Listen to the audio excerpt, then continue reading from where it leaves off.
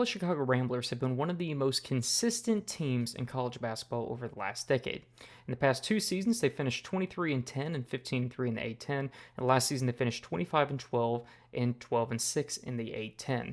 They took a little bit of a stumble moving over from the Missouri Valley going into Atlantic 10 play. However, Drew Valentine has built this program back up to its what I would call normal standards for Ramblers fans, and now it's no different.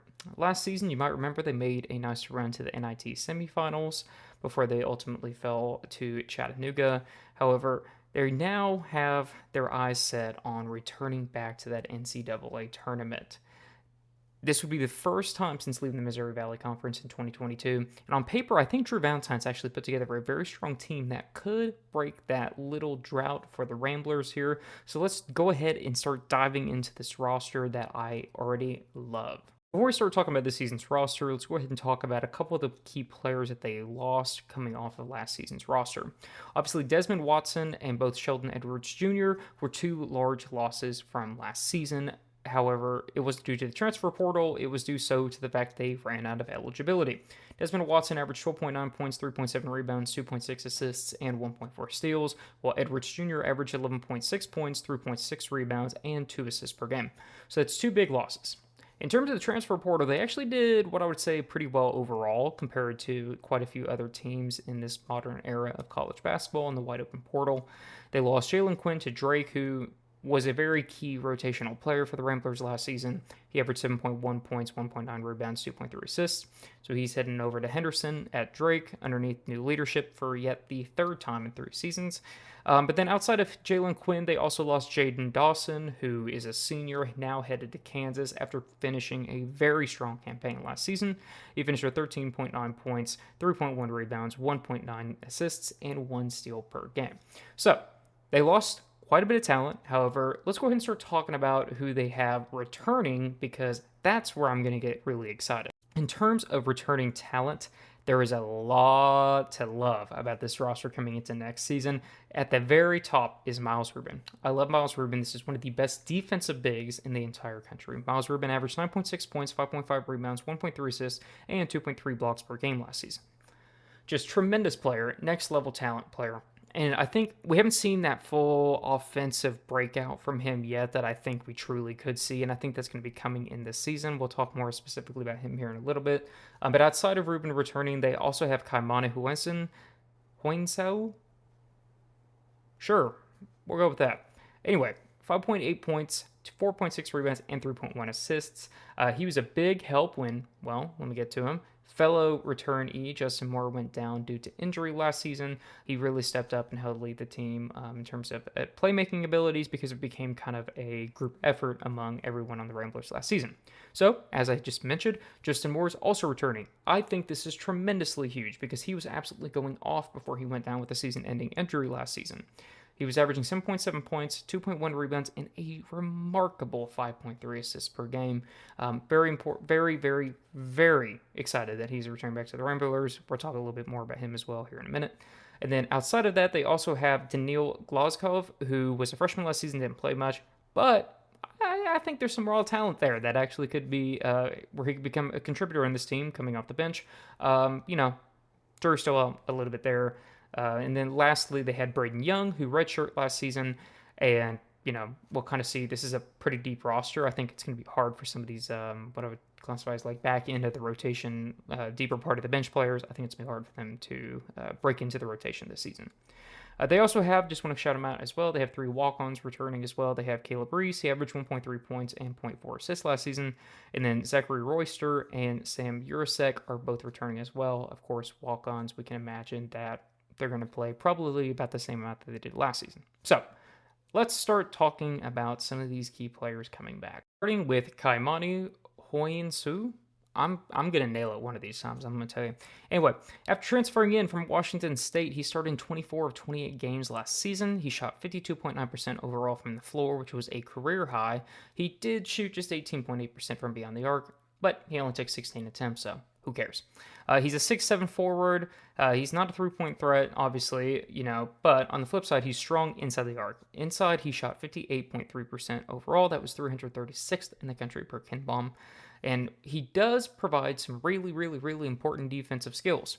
He finished with a 15.8% defensive rebounding percentage and an 8.7 offensive rebounding percentage, which was 372nd in the nation. And one thing, actually, I kind of mentioned this, he's a strong playmaker for a 6'7" forward. Traditionally, these type of guys, now again, he's not what I would call your 3-and-D wing. He's not going to be sitting outside popping a lot of threes, but he has that playmaking ability that actually makes him a very versatile player. He finished last season with a 26.7% assist rate. At 6'7", that's crazy. That was up tremendously from his 17.4% last year. So again, with Justin Moore going out last year, that was huge. He was a huge reason why they were still able to kind of, even though they were out without their main primary point guard, people like Haimani were able to step up and kind of fill that void, which out of a very traditional position where he would fit him in more as a small forward wing instead of being necessarily ball handler. So really just tremendous thing here. And then outside of that, yeah, that assist rate jumped to 29.6% in A10 play.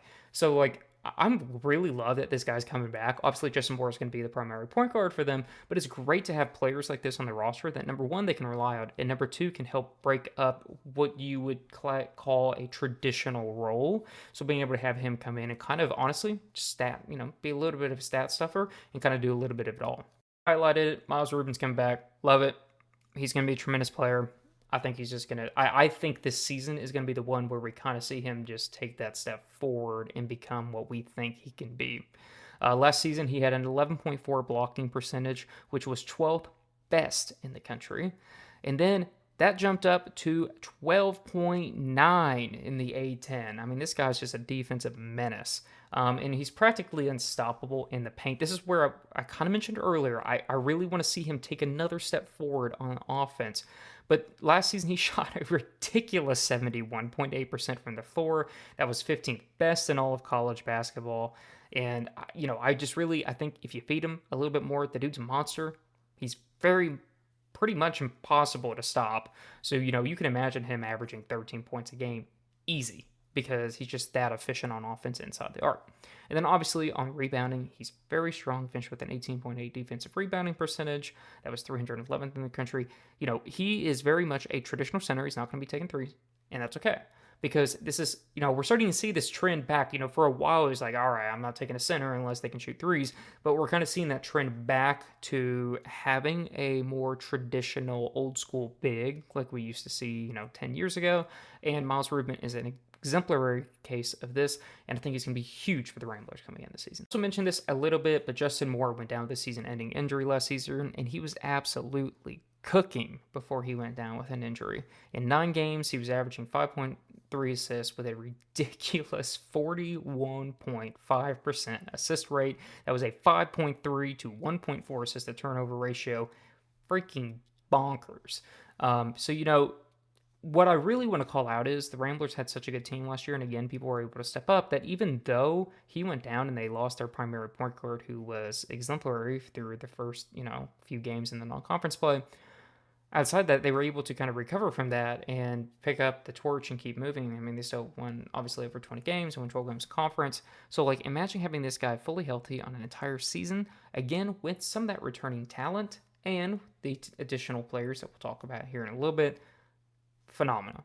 I think he's going to be the number one reason why the Ramblers could, I'm going to say could, because I'm recording this as of September 1st, 2025, win the A10 next season, but let's talk about expectations later. All right, so Daniil Glazkov is also returning, as mentioned. He was a freshman last season, didn't play a whole lot, but hey, he appeared in 33 games off the bench last season. He averaged 6.5 minutes per game in those. He shot 34.1% from the floor, 25% from three-point on 18 attempts.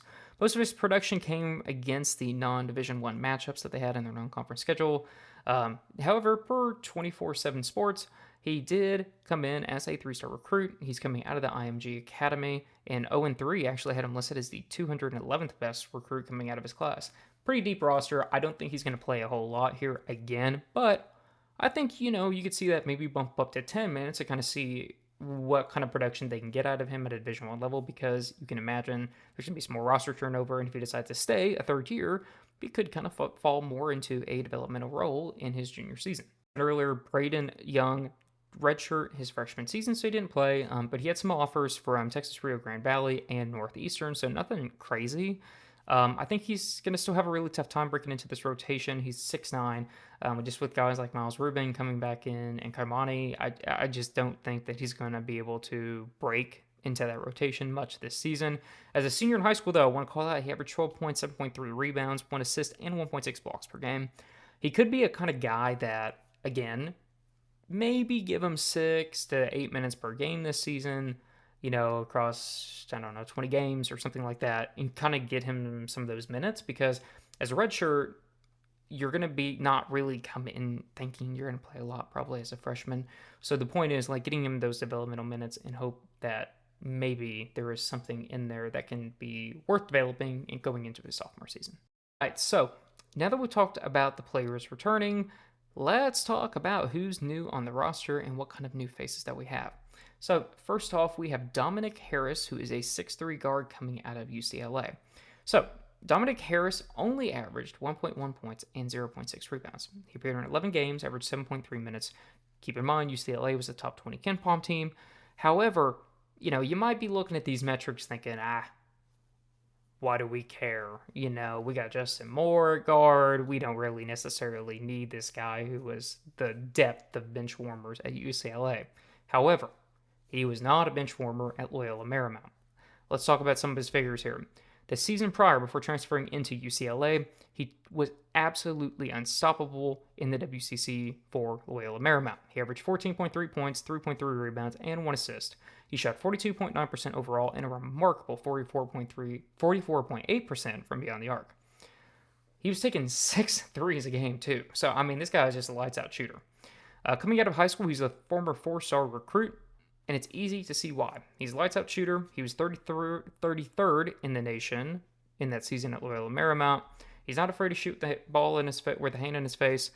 He finished his junior season with a 10.9% defensive rebounding percentage and a 2.5 offensive rebounding percentage. He's not much of a playmaker, so for 6'3", you'd think, maybe he can be a point guard. He's not, which I love because you have Justin Moore. So you can bring in Dominic Harris as a true shooting guard who has a tremendous ability to knock down three-point shots and just score from all over the court. So again, I don't think we'll see figures like he put up at Loyola Marymount, because there was a Loyola Marymount team that was just okay, and he was kind of one of the guys on that team.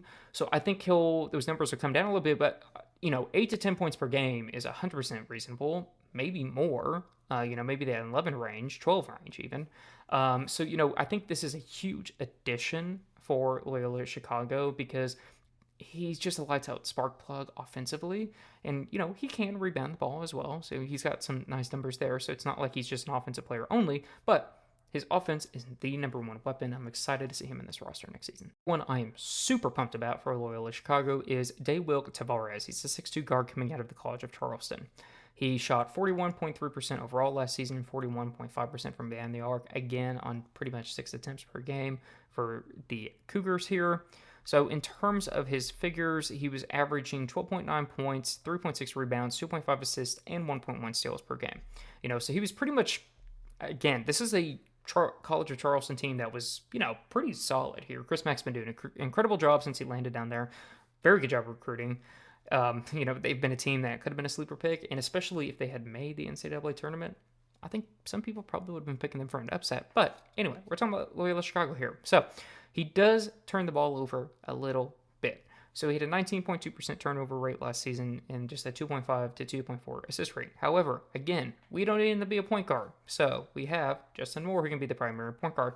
But the beauty about having somebody like Tavarez is he can kind of play that combo guard. So let's say that Moore's out, you're 12 minutes into the first half, and you got Tavarez in there with someone else. Tavarez can handle the ball. It's not like he's, an albatross around that ability. It's just that his scoring is going to be the number one reason why he is on the court. He's him and Dominic Harris. You got two lights out shooters that you're bringing in here onto this roster. This is why I'm very excited about the roster. I think it could really be a dangerous team coming in throughout the season. Last year, he dropped 30 points twice. He did it, including in the 77-68 win over Loyola Chicago. Drew Valentine said, I'll take him. So later, obviously, nabbed him in the portal. He was lights out from deep in conference play in the CAA. He shot 45.6% overall. He's an elite scorer. Ramblers fans are going to love him. Drew Valentine really loved the guards in the transfer portal because they also got Cade Dotson out of New Mexico. He's a 6'2 guard. Spent his freshman year there. He appeared in 32 games off the bench. He averaged 6.7 minutes. He shot a nice 41.7% overall and 41.7% from three-point on 36 attempts. And no, every single one of his shots was not a three-pointer. I just happened to shoot the exact same thing there. 2 games really stacked his averages on the season, and it was 18 points against Texas A&M Corpus Christi out of the Southland Conference, and 10 points against Texas Southern, where both teams, they ran him up by a large score, so he was getting a lot of minutes of the game. However, it kind of shows glimpses into what can he do in expanded role opportunities, especially in, well, given the A-10 is a great conference, the Mountain West is still kind of that gray area tier that I would say is right a little bit above it. So, again, you're playing. You're not going to go play Southland opponents in the A-10, so you can imagine that he's probably going to see a similar level of production. I think he'll take a step forward a little bit going into his sophomore season. I think this is a great long-term pick for Drew Valentine because you already got people like Deywilk Tavarez, you got Dominic Harris, you got returning people. So all of a sudden now you can kind of bring Dotson in, learn the system, and get ready for that junior season where he probably is going to take over a really important role. So at the forward position, they also picked up a California transfer out of Joshua Ala Joseph. He is a 6'8 forward. He spent 2 seasons at Minnesota prior to transferring into California, where he appeared in 24 games last season, started 10 of those. He shot 45.2% overall, and, beauty, he has a little bit of a three-point shot. He shot 36.5% from beyond the arc and 2.6 attempts last season. From inside the arc, he shot a remarkable 52.8% on this season, and in conference, that three-point shooting jumped to over 40%. He shot 40.6% on 32 attempts in the ACC. He is a very strong wing, and he's a strong rebounder. This is what I like. He can kind of do it all a little bit here. He finished with a 19% defensive rebounding percentage and a 6.6 offensive rebounding percentage throughout the season. So this is a guy that you can trust can knock down shots. And again, that three-point shot at his size, beautiful. Because as we mentioned, Kaimani is not a three-point shooter. So you have a 6'7 and a 6'8 forward on this roster, one that can set outside pop threes, and another one that can kind of be handling ball and driving offense on the inside post. So you kind of have 2 options there with size that's going to match up very well against opponents throughout the season. It was a little bit up and down for him last season, I'm not going to lie. He'd go from 10.6 points to 1 point to 14 points, but the potential's there. Against NC State, he finished with 13 points on 5-5 shooting and 2 of 2 from deep in just 16 minutes. I think with an expanded opportunity, we're going to see him be able to soar off more of his metrics. Start talking about the freshman. The last incoming transfer is Xavier Amos, who is a 6'8", registered as a center. I really don't love it when we do this. 6'8's a forward. I'm not saying he can't play center and he doesn't primarily play center, but 6'8's a forward. I'm one of those guys that I stand by. Size determines your position. If you're 6'7" and you can be a point guard, that doesn't make you a point guard. That makes you a forward wing that can handle the ball. Anyway, besides the point. He's listed as a center, but he spent last season at Wisconsin after spending 2 seasons at Northern Illinois. During his sophomore season at Northern Illinois, he averaged 13.8 points overall, 5.8 rebounds, 1.2 assists, and 1.5 blocks per game. He shot 49.6% overall and 38.5% from beyond the arc. Last season at Wisconsin, obviously, we're seeing this trend across the board where players are really good at that mid-major level, transfer up to the power conferences, don't see the minutes they want, and decide to transfer back where they can get playing time. Last season at Wisconsin, he averaged 3.5 points and 1.8 rebounds. So, still respectable on, again, a team that was well-known in Wisconsin and a very good team overall last season. So, reason to think that, he's going to probably return back to those Northern Illinois numbers, or at the very least, some mix of in the middle between Wisconsin and Northern Illinois. During that last season at Northern Illinois, he finished with a 4.4 blocking percentage.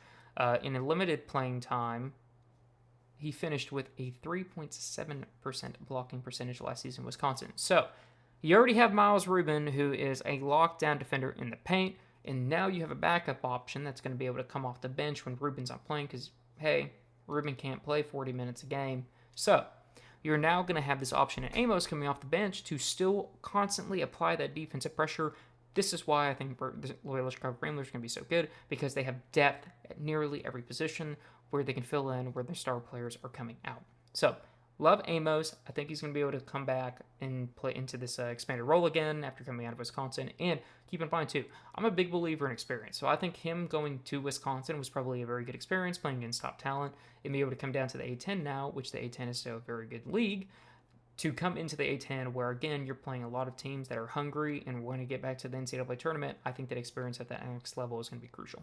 So there's one additional player that we haven't talked about yet, and he's not a freshman, but also he's never played college basketball. So, yes, the glory of NIL money now in completely changing the landscape of college basketball. We have a senior slash freshman. He's a senior. He's not a freshman. But Alexander Richardson is a 6'9" center slash forward that is coming out of the pro leagues in Europe. He's 22 years old. It's going to be his first year of college basketball. Again, he's not a freshman just because this is his first year. He is listed as a senior in his class per Loyola Chicago's roster website. But, who doesn't love a 22-year-old first-year college basketball player? This is crazy times we're living in, folks. Anyway, so he spent his last 2 seasons playing for ART Giants Dusseldorf. Sick name. And prior to that, he spent 3 seasons with the Skyliners of Frankfurt in Germany. Last season, he averaged 10.6 points, 5.5 rebounds, 1.1 assists, while shooting 58.8% overall. He's a menace on the court. He had 9 double-doubles. Over his last 10 games, he averaged 13.2 points, 12 rebounds, and 2 assists with 5 double-doubles. So this is, again, weird, but awesome at the same point in time, because you have a menace in the paint. Now, let's keep in mind, he's going to come over here for the first time in college basketball. There's going to be some growing pains. He's not going to come in and just probably do what he was doing over in Germany. However, you're going to now have a set of towers in the paint with Richardson, Rubin, and Amos. I mean, that's an incredible 3-player deep roster here that we have. Now, given, Rubin's about 6'10"-ish, and Richardson 6'9", and Amos is 6'8". So, a little bit of very height, but you have 3 guys who are going to be defensive presence for every single opponent that they're playing. I mean, that is an incredible center depth chart there for center / power forward depth chart there. This guy is the real deal. I'm going to attach some highlights to another YouTube video down in the description of this video. And I highly recommend you watch it because this guy's legit. Again, I don't think he's going to come in and just blow out of the gate immediately, but I think he's that type of guy that's all of a sudden 10 games into the season, he's really starting to take off. Kind of once he gets through some of those non-conference games, kind of gets into the system and starts learning the ways of college basketball, because I do think there's growing pains regardless of how good you are. All right, so we're going to just hit on the couple of freshmen really quick here. We're not going to spend too much time because, again, in this modern era of college basketball, as a freshman, unless you're a 5-star All-American, you're probably not going to play a whole lot your first year. But regardless, I think it's important to cover them as we cover this entire roster. One freshman is Nick Anderson. He's a 6'4" guard coming out of Kansas per 24/7 Sports. He was a 3-star recruit. He was the second best in Kansas and 158th overall in the country. He had offers from Merrimack, Montana State, Robert Morris, and others. He was a prolific scorer in high school with a strong ability to rebound. Again, just loaded roster. He's probably not going to play a whole lot. The other freshman is Chuck Love III. He's a 6'7" forward coming out of LaPorte, Indiana. He's listed as a 4-star recruit and 129th best in his class. Again, I'll link some highlights down below, kind of like I was going to do for Richardson. I think Chuck could play some, actually. Again, they have a lot of depth at this forward position. However, he had a lot of really good offers. He had offers from West Virginia, Xavier, Oklahoma, Illinois, Mizzou, and a bunch of other power conference / high major conference teams. From what I watched in the highlights, and again, it's kind of hard watching because you don't know what kind of talent you're actually playing up against. I'm not necessarily a guru when it comes to high school basketball, rankings and knowledge about, the quality of talent he's playing here. However, what I noticed was he can knock shots down from outside. He can kind of flex as a wing, so not necessarily like a traditional power forward. At 6'7", he can really fit into that 3 spot and, again, knock down shots. And he kind of gives me that 3-and-D vibe, which I don't feel like Loyola has right now. So I think he could earn some minutes this year, but I do think Ramblers fans need to bookmark him because I think he's the type of guy that could become really, really good. I'm saying this like he's not a 4-star recruit and top 130 recruit in the country, because he obviously is. He obviously can be very good. But it's just that, like, again, this day and age, you don't know what you're getting, because it's going to be really hard for freshmen to break the court in terms of minutes. However, I think this is one freshman you should monitor, because I think that if he does, I think he could really shock some people. And it's crowded down there, especially in this position. But he's the type of guy that, could come out late in a game, or, early in a game, vice versa, and provide some important offensive minutes while he gets the experience playing up against some really top talent in the country. So as we wrap up this video, let's talk about some expectations coming into next season. So in terms of a starting lineup, I'm going to picture something like this. Justin Moore, point guard. Deywilk Tavarez at shooting guard. I think those two are locks. You can't do it. Miles Rubin's going to be center. Let's not even talk about it. Miles Rubin's going to be starting center. Justin Moore's going to be starting point guard. And Deywilk Tavarez is going to be the starting shooting guard. Just makes sense. I don't think he would go with any other combination there in terms of those three positions. Now, where it gets interesting is that small forward, power forward lineup, because he has some different options here. So in terms of starting in that traditional 3 spot, I would say you could start Kaimani, or you could start Joshua Ala Joseph out of California. I think at the 4, you could obviously start either Alexander Richardson out of Europe, or you could start Xavier Amos.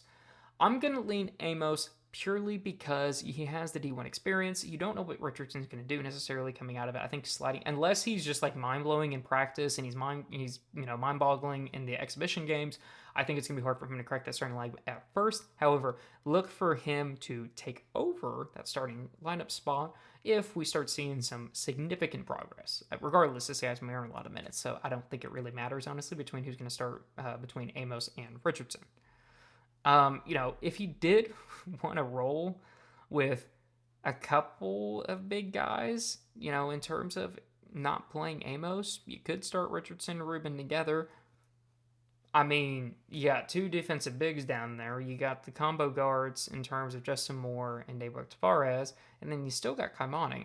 I don't know if I would start Kaimani in that lineup, though, because, again, he's not a 3-point threat. So you can kind of probably slide some guys around there a little bit. However, it would be an interesting concept, because there's people that's been running like the 2 duo bigs there. So, you could definitely do that. I think either way, if you go with Amos or Richardson starting in that lineup, you're going to get 2 really good bigs. However, I would also see that if you wanted to provide a little bit more versatility and ease of mobility, you could pull Richardson and Amos out, pull them off the bench, slide them into run the two big lineup coming off the bench. I'm just spitballing here. Drew Valentine has a lot of options to be able to do with this rotation, especially the starting rotation, and not even counting about the rotation coming off the bench. So, I think all this is to be said, he can get really creative with what he does here. I think regardless, though, your bench core is going to be Dominic Harris coming off the bench. He's not a ball handler, but he's a prolific scorer. Honestly, I could even see him starting. In my head, I would lean with Tavarez because of what he's already done at the CAA level. I think Tavarez can just slide in immediately. And I'm a big, big, big believer. If I was a coach, I would always want an offensive spark plug coming off the bench. I'm an Indiana Pacer fan. Having Benedict Mathurin coming off the bench as that offensive just weapon to be able to kind of jolt players or jolt opposing teams who already have their secondary units in. So I would lean Dominic Harris coming in off the bench. Outside of that, I do think that somebody like Cade Dotson is going to be able to earn some more minutes this season. And it's like I said with Chuck Love III, I think he could earn some minutes here because it does look like he has that potential. I don't know how many. I don't think it's going to be more than 10, but I do think that he can come in and provide some important minutes this season coming off the bench for them in that secondary core unit. So, again, Valentine's got a lot of options here. It's a very deep roster overall, and he can kind of just do... I think you're going to see some mix and matching. Overall, he's got that returning core of Kaimani and Moore and Rubin with still a lot of new players. However, he's fortunate to not be like some of these other traditional mid-majors that are coming in with 15, 12, 13, 14, 15 new guys. At the A10, I'm sure he's got a little bit more NIL money, so he's able to retain these players in, and this is going to be a huge help for him because, again, he's got a lot of pieces that he can kind of mix and match here. One thing I want to call out is Their three-point shooting has gotten tremendously better. I actually think this is one thing that really hurt them last season. They finished 172nd in the nation last year while they shot 34% from three-point overall. Their top shooter was technically Jack Turner, who shot 42.9% across 11 games. He only averaged 2.8 minutes. So, yeah, if you take him out of that fact, the next closest was Sheldon Edwards Jr. He shot 37.6%. So now you have Deywilk Harris, you have Kate Dotson, Dominic Harris. That's all three people who have shot over 40% at some point in time in their career. And then you have others. You have somebody like Justin Moore who can come in and knock down some shots as well. You have Joshua Olive Joseph, who can also knock down three-point shots. So I think that from beyond the arc, they have gotten tremendously better in a way that, like, it wasn't an albatross before, but I think this just unlocks more. Why does that unlock more? Because you have Miles Rubin in the paint. And you have the new guys in Richardson and Amos as well, who's going to be able to play in the paint.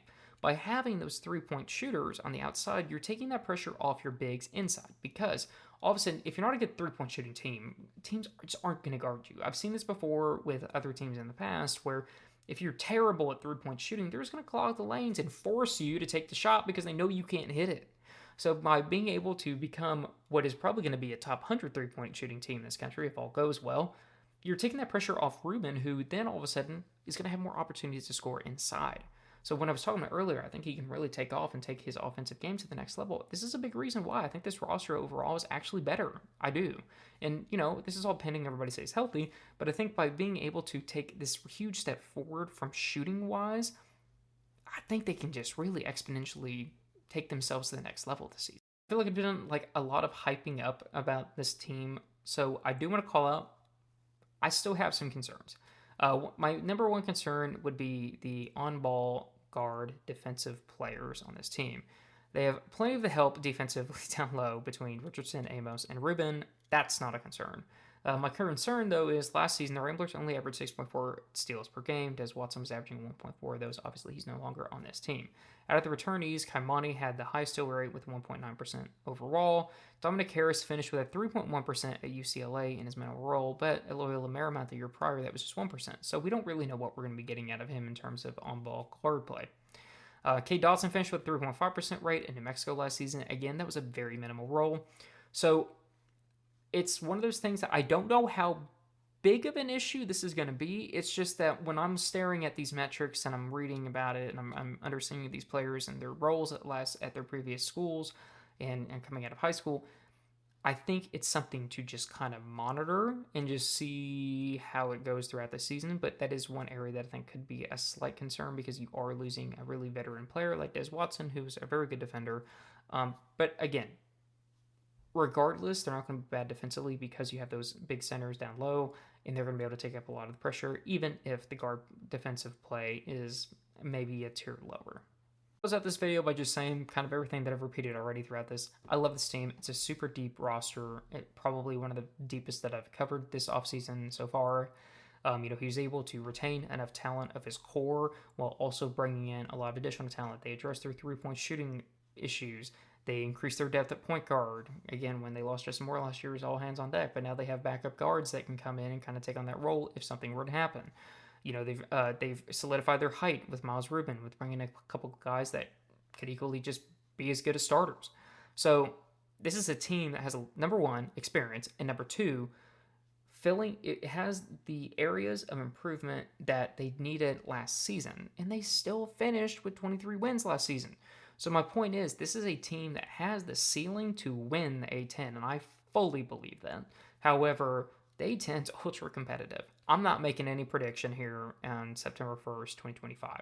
I'm just saying that this team should finish top 4 or 5, easy in the A10, with the ceiling to win and return back to the NCAA tournament. Because I think that coming off that NIT run last season, they're hungry. They want to get back, and I think this could be the team to get them back. I want to thank you all for watching this video today. If you don't know already, I am Elliot Crow. I run Bracket Busters. I have a weekly newsletter on Substack that you can go subscribe to. I'll link it down in the description below, or you can find it at bracketbusterhoops.com. We send out weekly newsletters. We talk about, right now we're covering roster turnover changes throughout the offseason. And then once we get into conference play, we're going to be doing weekly newsletters on risers and fallers among some of the best conferences outside of the power conference ranks. So if you don't want to miss out on a thing, you can subscribe to our YouTube channel. We're going to be doing more videos, or you can subscribe to our Substack. It's free. You don't have to pay, and you get all the same content. So thank you all for watching today, and I'll catch you next time.